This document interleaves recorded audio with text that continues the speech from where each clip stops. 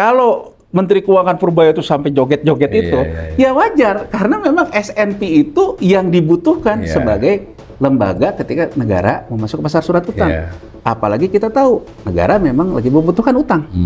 Karena S&P lah anchornya, jangkarnya. Jadi sebetulnya S&P ini apa? Sama dengan Direktorat Analis Kredit di perbankan. Tapi dia ini lembaga rating di pasar keuangan. Yang saya bingung, ketika saya 97 awal-awal itu, saya lihat tuh indeks tuh euforianya luar biasa, tinggi. Ya kayak kemarin itu akan sampai bulan. Ingatan saya pertama, ini S&P Juli 1997 juga mempertahankan rating dan juga tetap stable, percis kayak saat ini. Stable dan investment grade, seingat saya waktu itu ya. Dulu juga Juli 1997, dia juga mengeluarkan percis kayak gini. Tapi pas di Desember, tahu-tahu hancur. Ini mohon maaf nih, zaman saya waktu itu masih muda, Mas Awal. Saya mikirnya kan, waduh, ini mah kapitalis sialan. Habis ngasih nilai baik. Habis ngasih nilai bagus. Iya, ambruk kita. Tahu-tahu ambruk.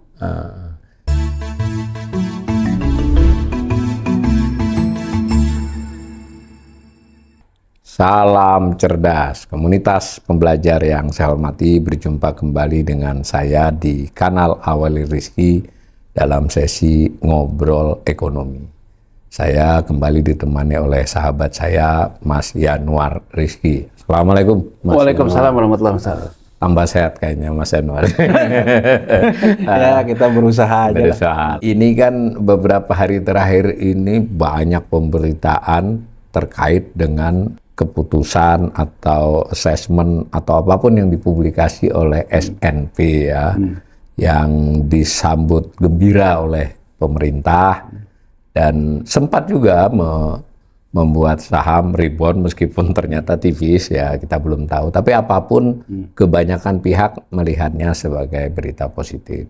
Nanti kita sampai kepada penilaian Mas Yanuar sendiri terhadap assessment dari S&P itu. Tapi karena ini kita kanal literasi, kita agak surut dulu Mas. Karena saya itu begini, di kanal ini kita juga kadang saya dengan narasumber atau saya sendiri membahas S&P tapi dalam hal berbeda, yaitu yang disebut dengan PMI ya, di mana dia juga bisa dikatakan rujukan, bahkan sebetulnya PMI itu dikeluarkan juga oleh, singkatannya beda tapi prinsipnya sama, oleh Bank Indonesia. Jarang sekali dikutip, yang dikutip S&P. Kemudian kita juga melihat S&P ini kadang buat rilis, buat pernyataan yang sekali dia buat pernyataan hampir seluruh media memberitakan, bahkan media luar negeri. Nah mungkin awalnya kita jelaskan dulu, tidak harus detail banget Mas, tapi S&P ini makhluk apa sih sebenarnya? Iya, gini Mas Awalil. Yang namanya S&P, Standard & Poor ini, sebetulnya boleh dibilang dia adalah lembaga rating, lembaga pemeringkat tradisional. Dalam artian tradisional tuh dialah yang sebetulnya pertama kali yang ada dalam rezim rating. Lama sekali sudah ya. Jadi gini, sebetulnya kita kembali dulu. Kenapa dibutuhkan lembaga rating? Nah ini. Lembaga rating ini dibutuhkan terutama untuk surat utang. Karena dalam surat utang itu kan harus melakukan assessment. Jadi dia harus melakukan assessment. Misalnya Indonesia, dia harus melakukan assessment. Indonesia ini menurut dia ratingnya di berapa? Rating ini nanti akan menentukan ketika pemerintah Indonesia ini menerbitkan surat utang, bahwa yang namanya rating itu akan terkait juga dengan berapa tingkat bunga. Karena di situ juga ada terkait dengan risk premium. Jadi artinya semakin kita menuju ke yang paling atas, triple A, gitu ya, triple A itu, maka kita akan mengatakan makin dekat dengan suku bunga yang paling rendah. Nah, S&P ini sebetulnya juga itu yang menjadikan Amerika Serikat bisa menerbitkan surat utang. Jadi kalau sekarang ya Menteri Keuangan Purbaya dia senang betul karena sekarang dengan penilaian S&P itu wajar. Karena S&P ini menjadi rujukan banyak negara ketika negara ini mau masuk ke pasar surat utang. Negara lain. Nah, jadi kalau kita lihat historisnya, negara masuk ke pasar keuangan itu sebetulnya kan dimulai oleh dua negara nih. Oleh Inggris kemudian Amerika Serikat, walaupun yang paling besar kan akhirnya oleh Amerika Serikat. Jadi kalau kita tarik sejarah panjangnya Mas Awal, sejarah panjang itu kan gini, sejarah panjangnya itu sebetulnya kapan sih yang namanya negara itu mulai menerbitkan surat utang. Nah sekarang jejak sejarah yang bisa kita cari ya dua, Inggris yang disebut dengan British Emporium itu, jadi ruling currency, ruling segala macam itu kan pound sterling bukan US dollar. Ketika sebelum Perang Dunia Kedua. Sebelum Perang Dunia Kedua, sebelum Perang Dunia Satu bahkan itu kan British Emporium. Yang namanya bankers juga bukan dari Wall Street, walaupun sekarang kita kenal kalau ngomongin bankers dari Amerika. Tapi sebetulnya yang namanya bankers, yang namanya sekuritisasi itu lahirnya di Inggris. Makanya kan ada yang bilang Mas Awalil, kalau mau kenal dengan networking bankers, sekolahnya ke Inggris. Kalau mau kenal dengan networking orang di bursa saham, sekolahnya ke Amerika. Dahulu begitulah ya. Dahulu begitu. Jadi artinya yang tradisional sendiri, yang namanya antara orang simpen uang di bank, kemudian menyalurkan uangnya dari bank itu disalurkan ke yang butuh, intermediasi, itu rezim perbankan, rezim bankers. Rezim bankers ini, oleh dibilang, yang merintis Inggris. Pendidikan yang tersedia banyak juga di sana dulunya. Tapi kalau rezim pasar keuangan, yang intinya itu adalah sekuritisasi yang di neraca, kemudian itunya diterbitkan, dijual belikan surat berharganya, sehingga surat berharganya bisa diperjualkan, ini memang perintisnya memang Amerika Serikat. Meskipun dulu katanya Yanuar dia nirunya dari VOC Belanda. Oh iya, awalnya, tapi tetap Amerika yang membesarkan. Jadi, dari bursanya sendiri, sejarahnya yang pertama kali VOC di Belanda. Jadi artinya bursa tertua itu Amsterdam Stock Exchange. Amsterdam Stock Exchange itu sekarang jadi Euronext, digabungin kan semua Eropa. Tapi bursa pertama dan tertua Amsterdam Stock Exchange. Tapi Amsterdam Stock Exchange itu awalnya, seperti juga saya pernah literasi di sini, sebetulnya mensekuritisasi komoditas. Gitu loh. Dan kita ikut berperan berarti. Oh iya. Jadi Mas Awalil, saya sebetulnya mencoba menelusuri gitu. Sebetulnya kapan sih era kapitalisme ini menjadi alat penjajahan gitu? Tidak tentara lagi. Tidak tentara lagi. Sebetulnya kalau kita lisik lebih jauh, saya itu awalnya gini. Saya awalnya melihat bahwa sebetulnya kenapa ada waktu kita COVID, orang selalu bilang siklus 100 tahunan. Jadi saya terpicu dari banyak diskusi ya, kita lihat apalagi waktu itu kita di rumah aja kan. Orang ngomong 100 tahunan. Orang merefer adalah waktu kita COVID 100 tahun ke flu Spanyol. Flu Spanyol Perang Dunia Pertama. Terus saya ngelihat apakah pandemi itu ada nggak sebelum flu Spanyol? Ini awalnya nih. Jadi mungkin juga agar kita memberikan literasi ya, literasi bahwa untuk kita memahami persoalan itu memang kita harus selalu mundur ke belakang. Mungkin ada beberapa yang pola berulang, ya. Siapa tahu lah ya. Pola berulang. Oh ternyata ada flu Spanyol. Kemudian 100 tahun ke belakangnya, ternyata saya ketemu ada yang namanya pandemi kolera. Dari pandemi kolera itu, saya menemukan bahwa itu akibat abu vulkanik dari Gunung Tambora. Tambora ya waktu itu. Tambora di negara kita. Tambora yang kemudian masuk ke Sungai Banggai di India. Diminum koleranya. Awalnya dari India loh. Tapi abunya dari Tambora Mas. Nah berasal dari situ. Kemudian saya menelisik lagi. Ternyata itu Tambora itu di tahun 1815 Mas Awalil. Tambora itu kemudian ada dari saya ngeriset itu, saya ketemulah 1816 dianggap sebagai patahan sejarah modern karena dianggap di Eropa dan di Amerika tahun tanpa matahari. Jadi selama tahun 1816 itu Mas Awalil, di Eropa dan Amerika Serikat itu tidak ada matahari akibat abunya Tambora. Ya saya ingatlah lagi masa kecil dulu Gunung Galunggung meletus Mas Awalil. Saya kan dulu di Bandung ya. Saya gimana nggak sekolah. Bisa membayangkan.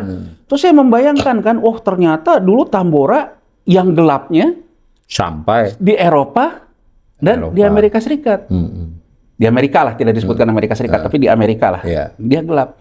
Itulah sebetulnya kalau kita bicara tentang isu-isu sekarang perubahan iklim, Dunia itu mencatat sejarah perubahan iklim pertama kali terjadi itu akibat Tambora, Mas Walil. Terjadilah perubahan iklim di Eropa. Sehingga yang kita kenal sekarang Eropa tuh mataharinya jarang, tapi 1816 itu mataharinya ini kan lebih banyak dinginnya. Nah, ternyata dari situ saya melihat negara-negara Eropa itu dia mengalami kendala. Jadi benar teori berperang itu seperti yang dikatakan oleh Presiden Prabowo berkali-kali di sidang kabinet di mana pokoknya kalau pangan selesai aman kita, nggak ada apa-apa. Itu teori terdasar yang saya baca, Mas Walil. Jadi negara-negara Eropa pada waktu itu mengalami kesulitan karena kesulitan mengatasi pangan. Nah, kemudian muncullah dari mereka, kita ini sekarang ada 4 musim, tahun tanpa matahari, negara yang tetap bisa menghasilkan ya panen dan sebagainya, adalah istilah negara tropis. Iya, negara tropis. Negara-negara tropis ini adanya di Asia dan di Afrika. Iya. Disitulah sejarah imperialisme muncul, Mas Walil. Iya. Bahwa untuk mengamankan pangan, maka kita harus masuk ke negara-negara tropis ini. Itulah sejarah penjajahan. Disitulah ketemu juga tentang VOC. Dan ternyata yang paling besar pada waktu itu VOC. Termasuklah di negara kita. Dan Mas Walil, dalam perjalanan saya ngeriset ini, ternyata, coba sekarang nih, kalau sekarang kita mau lebih seksama lagi, VOC itu mengalami juga loh tekanan fiskal seperti yang dirasakan oleh kita saat ini loh. Pengeluaran lebih besar daripada penerimaannya. Penerimaan. Nah, pada waktu itu, setelah saya baca, VOC itu menjadi alat dari pemerintahan kerajaan Belanda bahwa kalau sekarang kita itu defisit, maka sebetulnya penerimaannya yang digenjot. Maka dia memutuskan negara-negara yang mereka jajah itu harus menghasilkan komoditas-komoditas lebih banyak. Itulah sejarah menghasilkan kerja paksa dan tanam paksa. Ya, benar. Nggak cukup dengan berdagang biasa. Iya, karena dia harus menambah volume, Mas Walil. Karena berdagang paksa aja nggak cukup. Terus saya pikir, apa problem dia gitu? Sehingga akhirnya terjadi yang namanya defisit fiskal. Saya lupa ya, 18 berapa gitu Belanda merasakan soal defisit fiskal itu. Ternyata Belanda punya persoalan bayar hutang. Bayar hutangnya ke mana nih? Ke British Emporium ini.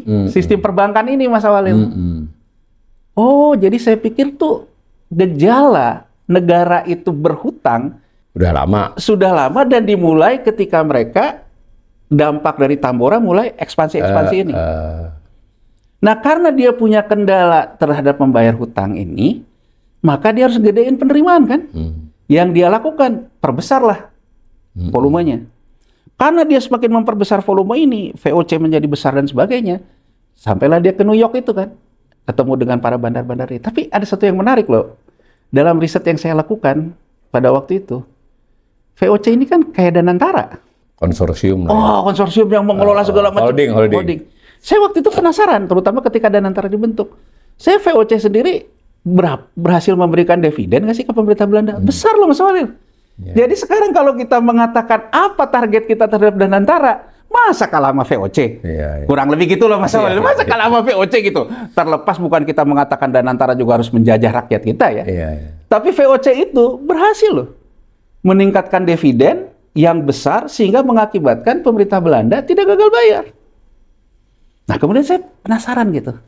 Lalu yang disebut dengan surat utang itu kapan? Karena yang menjadi pertanyaan saya, kalau Belanda terancam gagal bayar karena berhutang ke perbankan, sama kayak zaman kita Orde Baru, Mas Walil. Berhutangnya kan ke negara-negara donor, ke Bank Dunia, bukan ke pasar keuangan kan? Saya bertanya, kapan sebetulnya sejarah pertama kali negara itu berhutangnya bukan ke perbankan? Kepada pasar. Pada pasar. Ketemulah tahun, kalau saya nggak salah 1864 ya Mas Walil. 1864 pemerintah Amerika Serikat gagal bayar surat utang. Perang saudara waktu itu. Perang saudara. Jadi dari situ kesimpulan saya sederhana. Oh, Amerika yang memulai tradisi berhutang dengan menerbitkan surat ke pasar. Berhutang biasa aja, sudah nggak ada yang mau ngutangi lagi, mungkin kurang. Terus saya lihat gagal bayarnya sama siapa? Gagal bayarnya sama rakyat Amerika Serikat sendiri. Akibat perang saudara mengakibatkan defisitnya besar, biaya pengeluaran Produksi agak terganggu. terganggu, penerimaannya turun, gagal bayarnya, bahwa pemerintahan Amerika Serikat nggak bisa membayar poin emas. Karena di era itu masih emas, Pak Sawalil. Nggak bisa bayar poin emas. Nah, jadi di situ benang merahnya. Nah, disitulah dari cerita panjang lebar saya ini, kemudian akhirnya peperangan ini memenangkanlah rejim pasar surat utang dibandingkan rezim perbankan nih. Ya.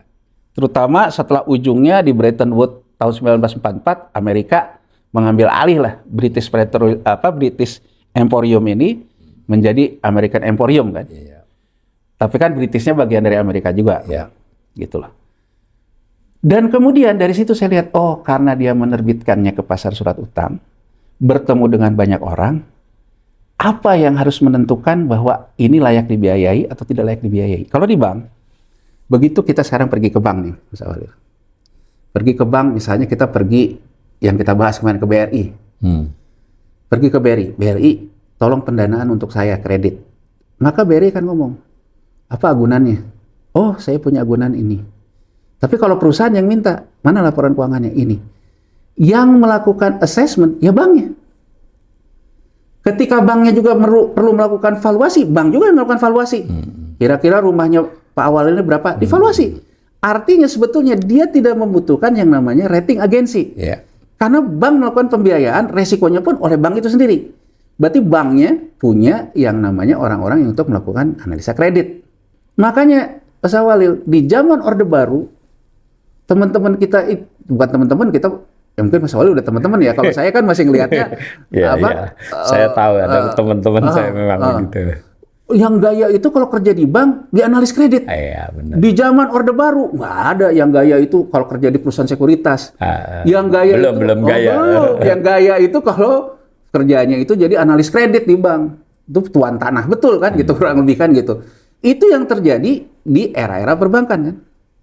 Karena perbankan yang menyelenggarakan. Nah, ini dari penjelasan literasi ini, kapan lembaga seperti S&P ini muncul?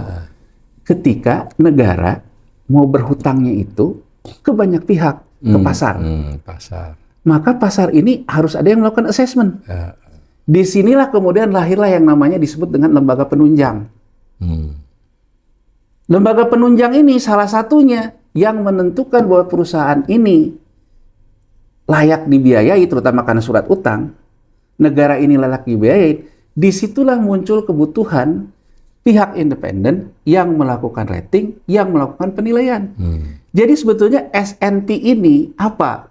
Sama dengan Direktorat Analis Kredit di perbankan. Tapi dia ini lembaga rating di pasar keuangan. Ya, dia bekerja untuk semua pihak yang membutuhkan. Pihak yang membutuhkan. Jadi kalau sekarang kita lihat, S&P adalah lembaga pemeringkat tradisional. Tradisional itu yang pertama kali. Jadi kalau sekarang kita ngomongin tentang kerajaan Amerika dalam sistem keuangan, maka kita akan ketemu S&P adalah bagian dari tonggak sejarahnya. Milestone itu. Milestone. Sama ketika orang ngomong, milestone bank sentral adalah the Fed. Iya. Walaupun orang banyak mengatakan the Fed itu bukan negara, karena tadinya kan Rockefeller segala macam. Iya. Tapi kan akhirnya kan diambil oleh negara. Iya. Diberi status oleh negara. Diberi status oleh negara. Demikian juga S&P. S&P ini bukan lembaga negara karena salah satunya menjamin surat utang pemerintah Amerika Serikat. Iya, harus di luar negara mestinya. Di luar negara. Nah, bahkan gini, Amerika Serikat itu diturunkan ratingnya dari tadinya tuh yang rating paling tinggi itu kan surat utang Amerika Serikat nih. Oleh S&P. Oleh S&P. Diturunkan kan sejak dia banyak hutang ini. Iya. Sekarang tuh Amerika tuh sudah AAA minus masalahnya. Diturunkan. Yang nurunin tuh S&P. Jadi S&P itu sebetulnya sangat berpengaruh terhadap negara. Jadi kalau sekarang yang dikatakan ya, saya ingin berimbang aja. Misalnya Menteri Keuangan Purbaya mengatakan, S&P ini lembaga yang paling kredibel. Dalam artian apa? Dalam artian ia menjadi pintu gerbang ketika negara akan berhubungan dengan pasar surat utang. Karena S&P lah anchor-nya, jangkarnya. Jadi kalau yang disebut dengan Moody's segala macam itu sebetulnya boleh dibilang Referensi. referensinya lain. Tapi ketika mau masuk ke pasar surat utang, Yang pertama dipertimbangkan ini. sama dengan di Indonesia. Kalau saya ingin menerbitkan obligasi perusahaan dan juga ya perusahaan lah ya, Ya.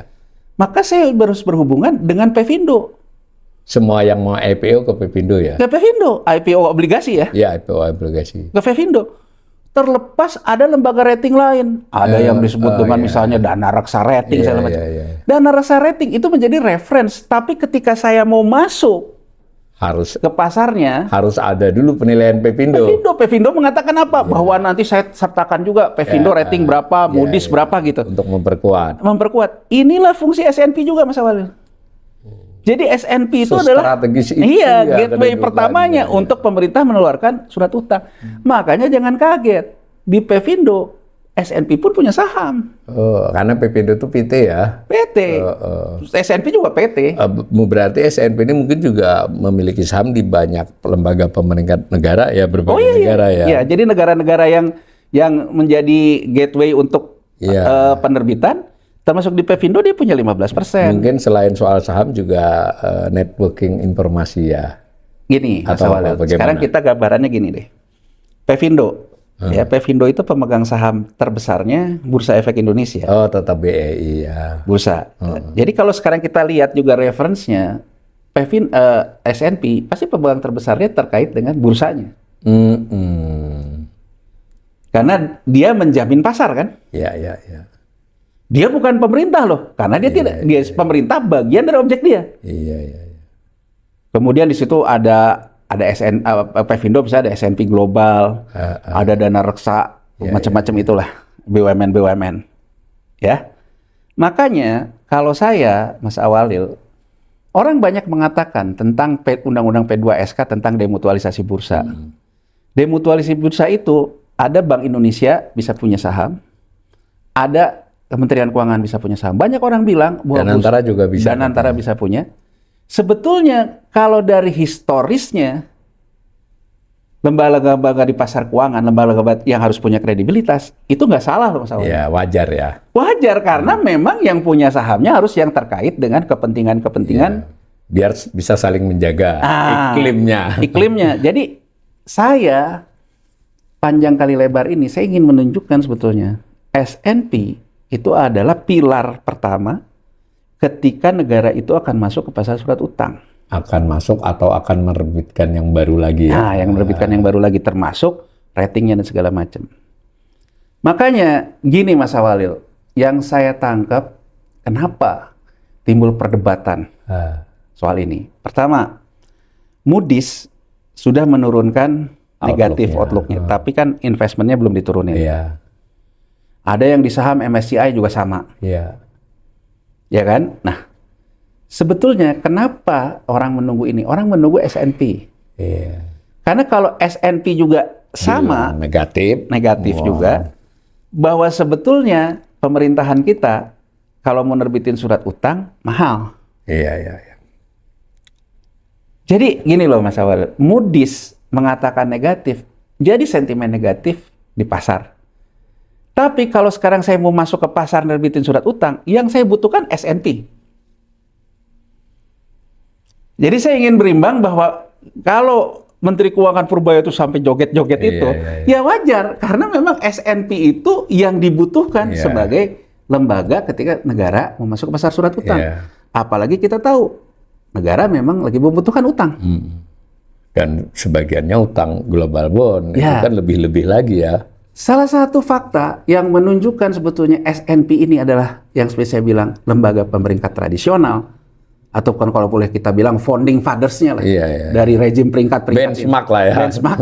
Salah satunya ada yang disebut dengan S&P 500. Itu adalah kelompok 500 saham di New York Stock Exchange yang dianggap saham-saham berkinerja baik.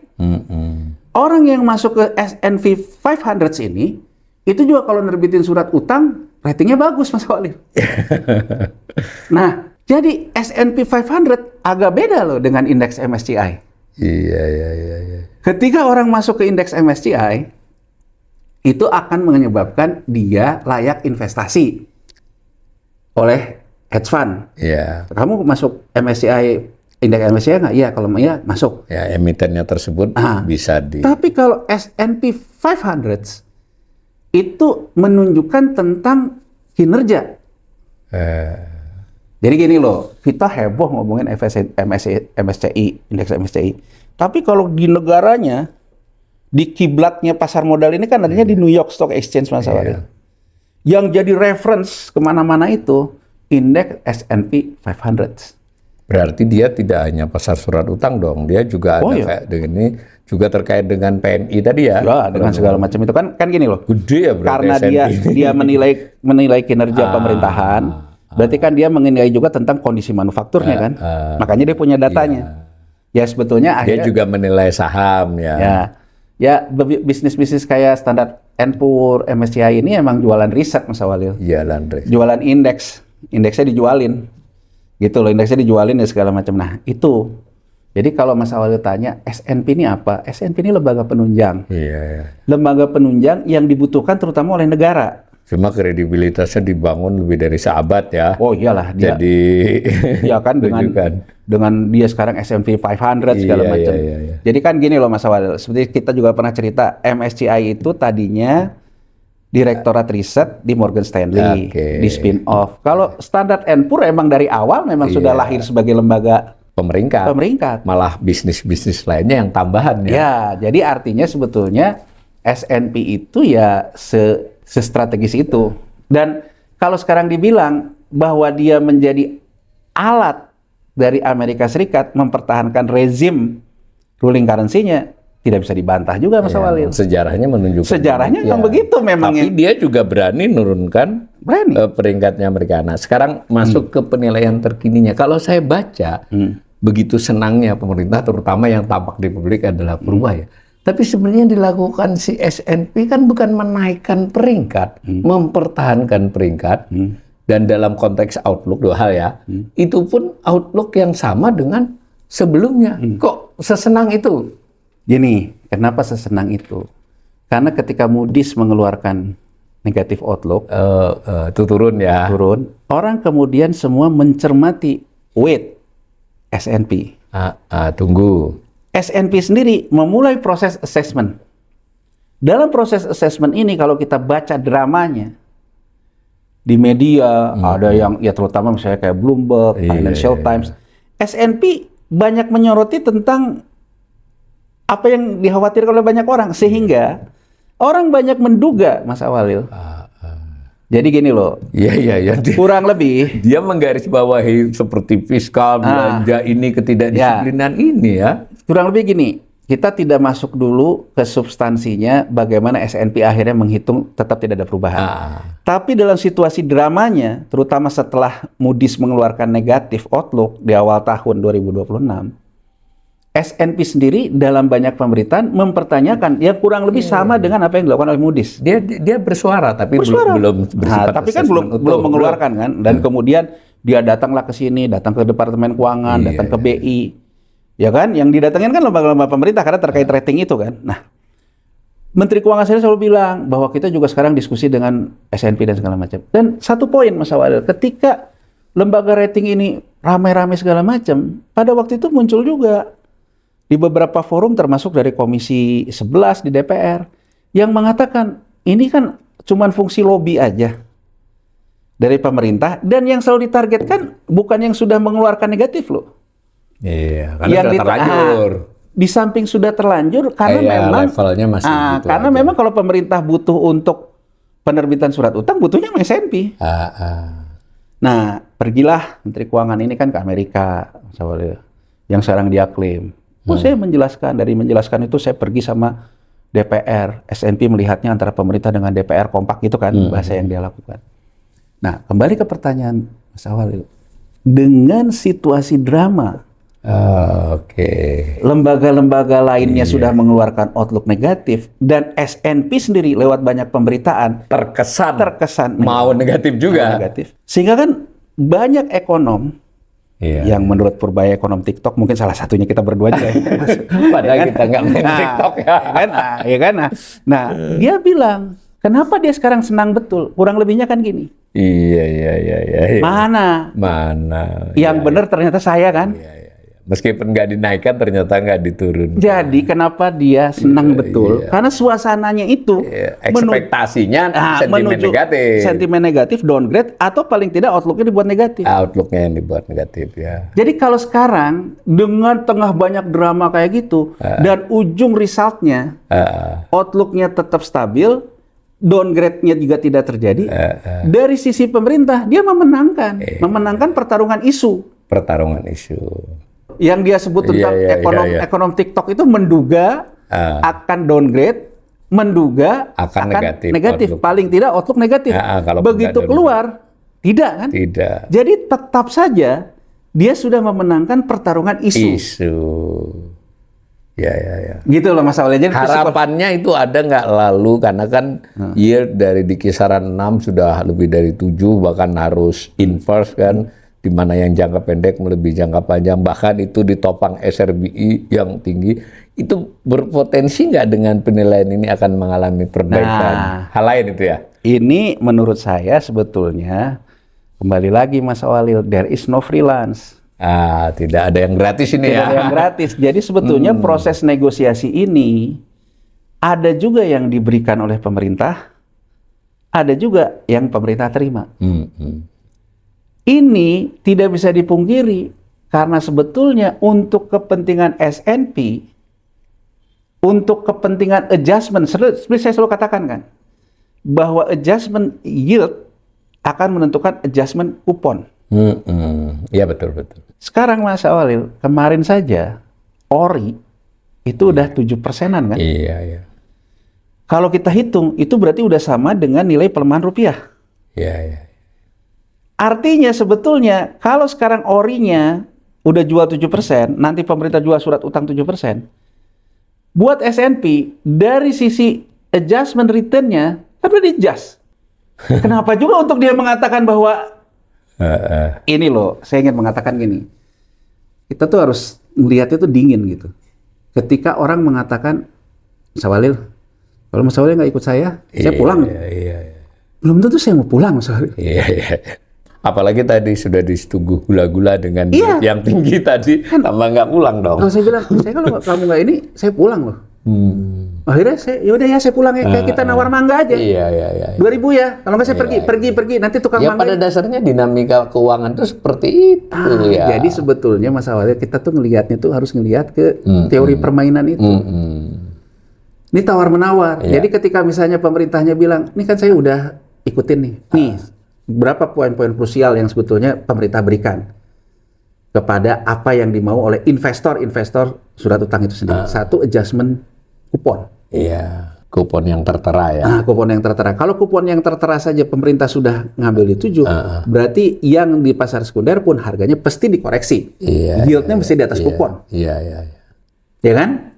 Buat investor, ini layak investasi nggak? Layak aja soalnya. Karena adjustment-nya sudah dilakukan. Apakah ini stabil? S&P dalam setiap pertanyaannya sama yang lain. Melihat tentang keraguan keberlanjutan fiskal.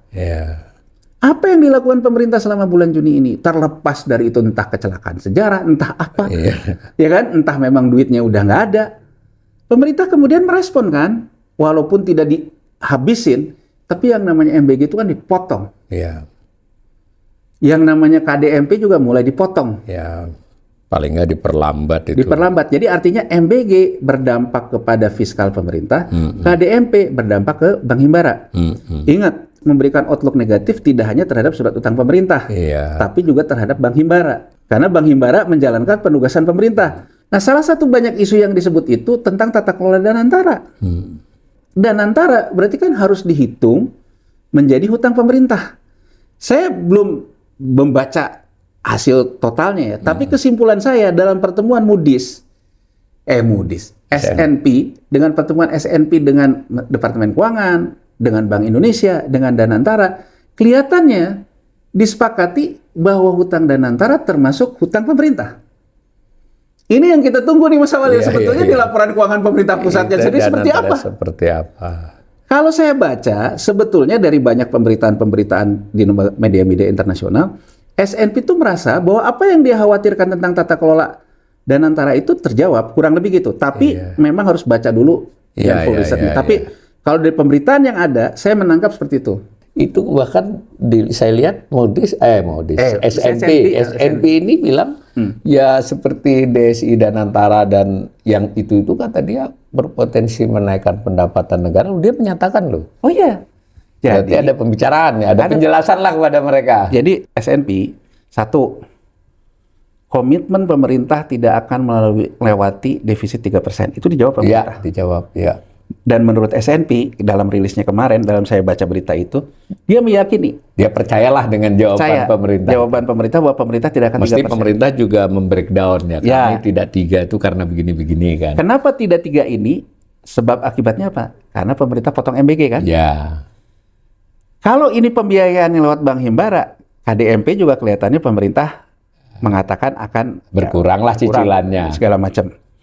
Soal Danantara juga dimasukkan ke dalam utang pemerintah. Jadi kurang lebih, kalau saya baca, SNP mendapatkan klarifikasi dari pemerintah, hitung aja hutang negara pemerintah, hutang Danantara, hitung menjadi satu bagian. Dari 2 komponen ini, kami tidak akan lebih dari 3%. Kurang lebih gitu loh. Defisitnya. Jadi kan 3% ini plus menghitung Danantara loh kalau saya baca-baca dari beberapa pemberitaan beban belanja yang diakibatkan Danantara. Tapi dia juga meyakini bahwa Danantara punya income tambahan, termasuk salah satunya DSI Danantara. Jadi artinya kan gini, hutang Danantara dimasukkan ke dalam hutang pemerintah, ininya nambah. Sama halnya dengan pemerintah, kalau pajaknya naik, kan sebetulnya defisitnya berkurang soalnya. Ya. Jadi dia meyakini bahwa walaupun pemerintah naik, di sininya ada kenaikan, tapi Danantara ada DSI, maka tidak 3%. Ya, pendapatan juga disebut-sebut dia akan naik. Nah, jadi teknikalnya sih begitu. Jadi teknikalnya itu bahwa SNP itu mendapatkan keyakinan yang memadai bahwa pemerintah itu akan mempertahankan 3%. Caranya dari mana? Disiplin fiskal dilakukan dari sisi belanja, MBG dipotong, KDMP mulai dikurangin. Untuk pembiayaan dari Himbara, walaupun Himbara hutangnya ikut dihitung dalam hutang pemerintah bagian dari 3%, tapi Himbara juga mendapatkan Danantara mendapatkan pendapatan tambahan. Secara teknis kemungkinan pertimbangannya seperti itu ya. Dari yang kita baca rilisnya SNP dan berita. Nah, saya mau setback sedikit. Pada waktu SNP ini mulai beroperasi, kan dia memberikan peringkat utang negara-negara, terutama yang bersifat surat utang. Tapi buat negara yang tidak punya surat utang tapi berutang langsung, dia juga beri peringkat kelihatannya dahulu kan, ya toh. Oleh karena itu kita kan juga sudah berurusan dengan rating S&P sebelum kita mulai dengan surat utang komersial ya di 2008 ya 2007. Nah, karena saya lihat pendapatnya Mas Yanuar juga menyebut-nyebut itu dulu pada waktu 95, 97 S&P juga mengeluarkan penilaian. Gimana tuh Mas ceritanya dahulu itu? Jadi gini, sebetulnya kalau saya tuh ngelihat gini, tadi penjelasan kita ya, apa dalam klarifikasi diterima oleh SNP. Tapi saya tuh meyakini gitu, sebetulnya yang harus kita lihat itu makna dibalik angka-angka itu.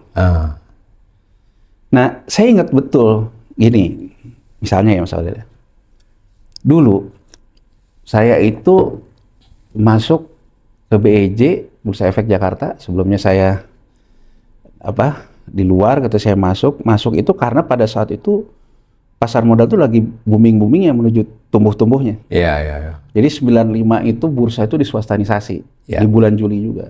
Saya masuk ke bursa bagian dari itu. Jadi citra pasar modal tuh begitu luar biasanya. Nah, kenapa dulu saya juga tertarik masuk ke pasar modal, ke bursa? Karena salah satunya itu dulu Mas Walil ketika saya kuliah, masih di tahun-tahun 94, ada orang namanya John Naisbitt. Iya, penulis buku. Penulis buku. Futurolog. Dia nih orang dianggap... Sama berarti bacaan kita. John Naisbitt. Saya tuh tertarik juga. Orang bisa ya memperkirakan bahwa nanti itu... Jadi saya pertama kali... Perkiraannya itu malah dekade mendatang, bukan 1-2 tahun. Saya ngelihat, ternyata analis yang top itu kalau bisa melakukan Futuroh, yang disebut dengan ahead the curve. Saya Mendahului lihat kurva. tahun itu Mas Walil, saya tuh ingat banget ada Mopnas. Ini karena literasi, Iya, tidak Mopnas. mungkin di antara yang nonton kita ada yang masih ingat, kita remind lagi keingetan. Ada yang mungkin Mobil Timor. generasi baru. Oh, begitu lekatnya hubungan kita sama Korea Selatan. Pada waktu itu ya. Pada waktu itu. Jadi Bambang Trihatmojo anak Pak Harto yang satu sama Hyundai. Iya. Tommy Soeharto sama Kia. Ya. Mereknya jadi Timor, yang ini Bimantara. Ya, Bimantara sama Timor. Dan pada waktu itu, di mana istilah macan Asia keluar? Itu ketika pemerintahan Soeharto dan pemerintahan Rohtewu bergandengan sama Dan dari mana keluar kata macan Asia? John Nesbitt. Iya. John Nesbitt yang mengatakan bahwa bahwa kita salah satu dari 4 macan Asia ya. 4 macan Asia. Jadi menurut John Nesbitt nggak ada bicara Cina. Jadi kalau sekarang tuh banyak, dan memang secara statistik Cina kalah dengan kita loh pada waktu itu dalam kalau banyak sekarang hal. kan banyak ekonom Barat tuh mengatakan Cina, Vietnam, India bahkan disebut-sebut sudah. Di era itu 2 loh. Indonesia sama Korea Selatan. Indonesia dan Korea Selatan. Dan dianggap sebagai new emerging industrial country. Terutama dengan kerjasama mobil nasionalnya tadi. Nah, karena sudah masuk ke dalam iklim pasar keuangan dan segala macam, masuklah nih si rejim, walaupun tadi Mas Awil bilang nih, ya walaupun pemerintahnya belum menerbitkan surat utang, tapi sudah berutang. Tapi sudah mengakibatkan, kalau di Korea chaebolnya, kalau di kita konglomeratnya, berhubungan dengan pasar keuangan di Barat. Ya, mereka sudah ya. Kalau dia berhubungan dengan pasar keuangan di Barat, untuk dia dapat rating, kalau negaranya tidak di rating, tidak bisa Mas Awalil. Iya. Mulai ada, coba deh cek di websitenya Bank Indonesia. Cek aja, tanya, tolong sajikan data time series penilaian lembaga-lembaga rating. Mulainya, yang saya lihat tuh rata-rata tahun 92, 91 mulainya. Berarti ke sini kan nggak ada. Berarti dari situ sebetulnya bisa dikatakan ketika industrialisasi itu chaebol di Korea dan juga konglomerat kita berhubungan dengan pasar keuangan, maka diperlukan rating. Mulailah ada rating terhadap negara juga, meskipun negaranya belum masuk ke pasar keuangan. Jadi artinya rating S&P yang dilakukan di S&P itu memulai rating di tahun 92 kalau nggak salah.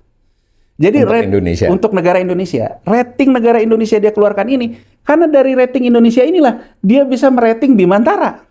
Iya. Karena Bimantara ini kan bisa di-rating kalau makronya bisa di-rating. Iya. Itu sudah SOP-nya begitu ya. Kan, negara dulu baru. Nggak mungkin saya bisa merating anaknya Mas Awalil kalau saya tidak menilai Mas Awalil, kurang lebih begitu loh.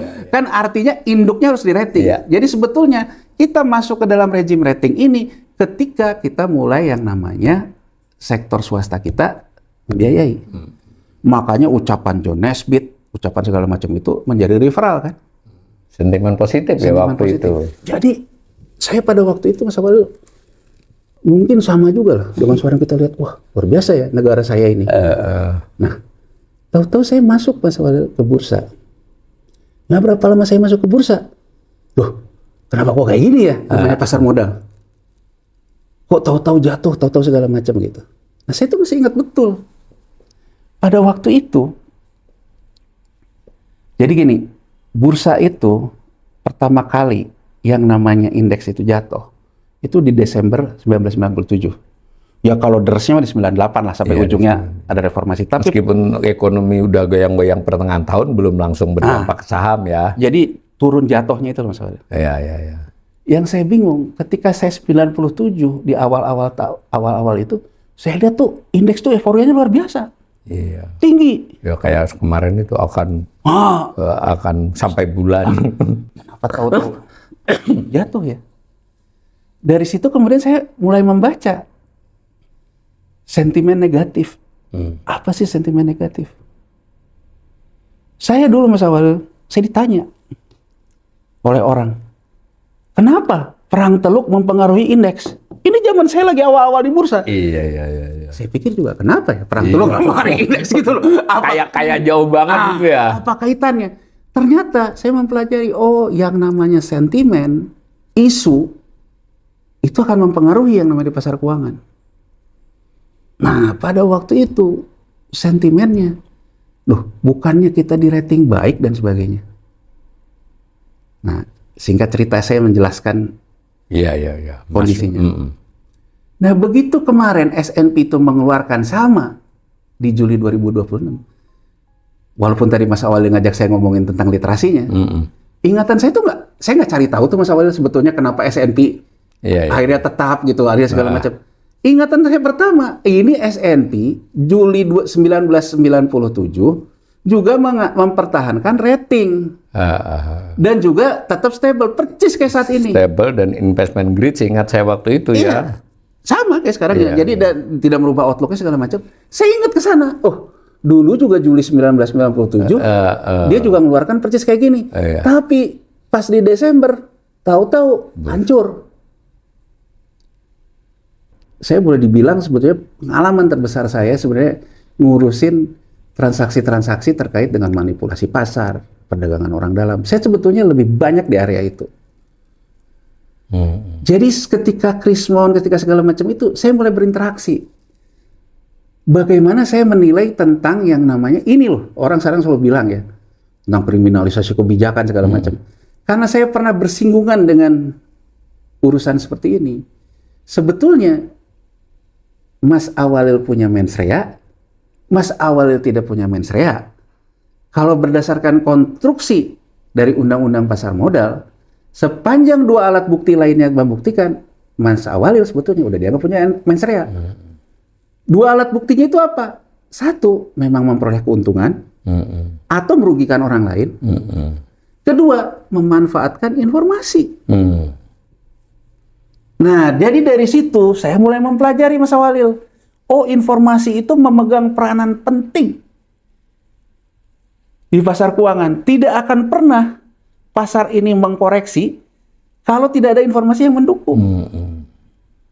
Pertanyaan saya pada waktu itu, ini mohon maaf nih, zaman saya waktu itu masih muda Mas Awalil. Saya mikirnya kan, waduh, ini mah kapitalis sialan. Iya. Habis ngasih nilai baik. Habis ngasih nilai bagus. Iya, ambruk kita. Tahu-tahu ambruk. Jangan-jangan dia sudah tahu waktu ngasih nilai kemarin kan? Boleh dong anak muda bertanya-tanya begitu. Bertanya-tanya. Oh, cuma 6 bulan kok, waktu yang sangat sempit lah. Saya ingat betul. Begitu Juli 1997, euforianya jadi topnya indeks harga saham kita. Antara dari tahun 90 sampai dengan 97, itu topnya ada di awal bulan Desember 1997. Masih naik ya sampai awal. Jadi dari S&P ngeluarin itu naik Mas Awalil. Iya. Kalau rupiahnya kan dulu kita rezim dikendalikan memang di bawah terus kan gitu. Naik di sini. Karena kita belum punya surat utang ya waktu itu ya. Enggak, rezim moneternya beda. Pada waktu itu Bank Indonesia itu memang ada targeted course. Targeted course ya. Yang gitu loh. Kalau sekarang kan floating. Ya, jadi jadi minimal yang diutarakan begitu. Diutarakan gitu. Tahu-tahu jatuh gitu. Dalam banyak kesempatan ketika bursanya merah merona, dalam setiap pertemuan tuh dikatakan masalahnya tuh datang dari kurs. Karena kursnya nggak tahan, kursnya melemah, berdampak ke bursa. Terus saya mikir kan gitu, loh, bukannya kurs itu bagian dari yang kemarin disebutin dalam rating-rating itu? Iya kan, bagian dari penilaian. Penilaian. Kan? Nah setelah mulai ada tanda-tanda ini, S&P di Desember 1997 mengkoreksi yang dia keluarkan di Juli. Dan di perdebatan pada waktu itu belum ada era medsos, belum ada busur kiri, busur kanan. Pakai email masih. Yang ada waktu itu, yang jadi pertanyaan saya, loh kok begitu mudahnya ya? Iya. Memangnya kemarin ketika dia mengeluarkan rating baik, dia belum lihat ada peristiwa hari ini. Apa referensi saya? Referensi saya John Naisbitt Mas Awalil. Iya. Karena kalau menurut John Naisbitt, analis yang top itu kalau dia bisa memberikan rekomendasi melihat depan kurva. Iya. Jadi pada waktu itu saya bilang nggak kredibel dong. Iya. Belum sampai setahun. Belum sampai 5 bulan. Belum setahun dia mengkoreksi apa yang dia katakan sendiri. Mengoreksi dengan tajam ya. Dengan tajam. Lah, terus saya bilang kalau saya merefer kata John Naisbitt, nggak kredibel nih. Iya. Tapi selalu ada jawaban kan Mas Awalil. Jawabannya pada waktu itu saya baca-baca di berita segala macam. pada waktu itu sebetulnya orang yang juga cukup banyak diminta keterangan itu salah satunya Pak Iwan Jaya Ajis. Pak Iwan Jaya Ajis itu kalau saya nonton TV waktu itu gitu ya, wawancara, dia selalu mengatakan tentang won dan rupiah. Ya kan, won, rupiah, dan dia kaitkan dengan trust, penilaian dari lembaga rating dan sebagainya. Nah, saya jadi ingat betul. Ingatan saya ke masa lalu, ketika saya dulu baca-baca berita, apa alasan S&P? Alasan S&P, dia mengkoreksi, tidak ada yang salah ketika dia ngitung kemarin. Oh, dia nggak mau ngaku lah ya. Nah, tapi karena sentimen negatif di rupiahnya akibat situasi politik yang memburuk, terutama ketidakmampuan fiskal pemerintah dalam menangani membayar BBM dan sebagainya, sehingga akhirnya rupiahnya jebol, sehingga menurut dia yang mengakibatkan perubahan itu sebetulnya pemerintah sendiri. Pertanyaan saya kan simpel misalnya, orang kan selalu ngomong Soros. Saya tahu Soros di situ. Dan saya dulu mungkin sama dengan kayak sekarang orang maki-maki Soros gitu. Ya saya tetap sih nggak suka juga sama Soros. Tapi saya memahami orang seperti Soros. Ya orang mau bilang saya antek Soros terserah. Tapi kan kita itu kadang-kadang harus paham dulu untuk kita bisa menilai sebenarnya kenapa dia jadi begitu. Soros dan yang semacamnya. Nah, semacam Soros, Mas Awalil, dalam banyak kesempatan yang saya tonton, ketika dia ditanya, dulu yang nyerang Mahathir. Dia menjawab semua yang diserang oleh Mahathir. Menurut Soros, dia melakukan penempatan di nilai tukar negara-negara Asia itu karena dia melihat ada risiko politik, ada ketidakpastian, dan dia melihat secara fundamental sebagai fundamental yang semu.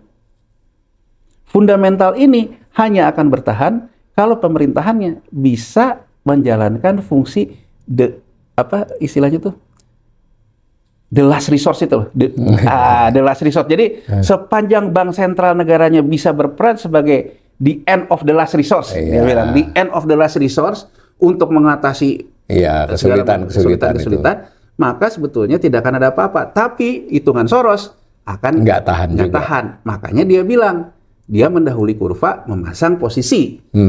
Karena hitungan dia seperti itu. Saya kan timbul pertanyaan, loh, kalau Soros mikir gitu, masa S&P tidak mikir gitu loh? Atau jangan-jangan mereka berkomunikasi? Ini bercandanya begitu lah. Loh, masa nggak mikir kayak gitu? Nah, jadi saya kemudian, oke deh. Kalau sekarang saya ngelihatnya gini, Mas Awalil. Coba sekarang lihat nih, isu negatif terus. Bahkan mohon maaf gitu, sekelas Menteri Keuangan ngomong serok aja nggak bisa keserok. Kalah isu. BI intervensi aja tetap aja liar.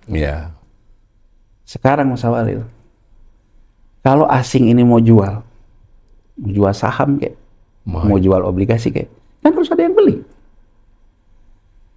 Kalau yang belinya lagi kapok, saya nggak mau beli deh, karena saya serok aja ternyata turun lagi ke bawah.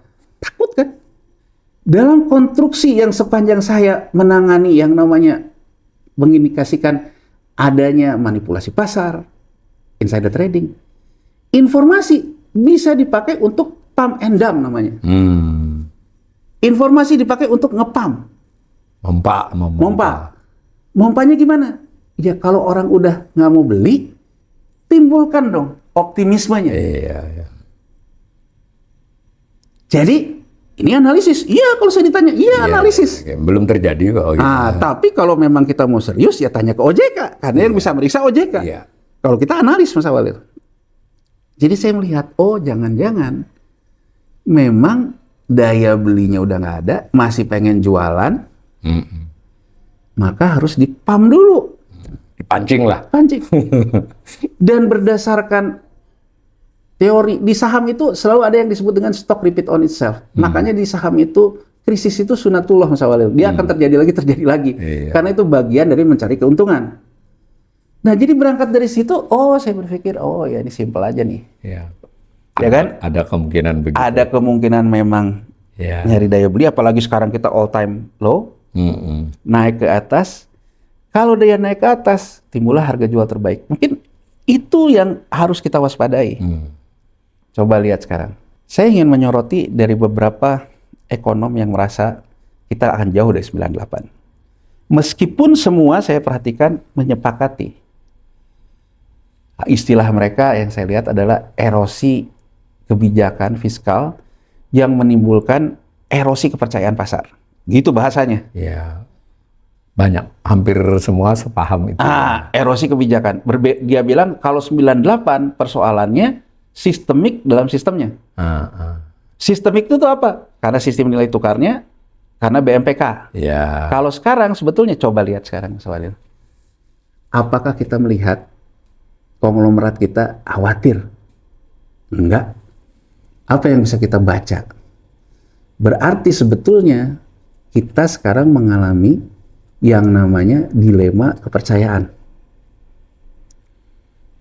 Kalau sekarang pemerintah mengatakan kepada SNP percaya kepada pemerintah, apakah SNP tidak membaca orang-orang di dalam negerinya juga yang against pemerintah?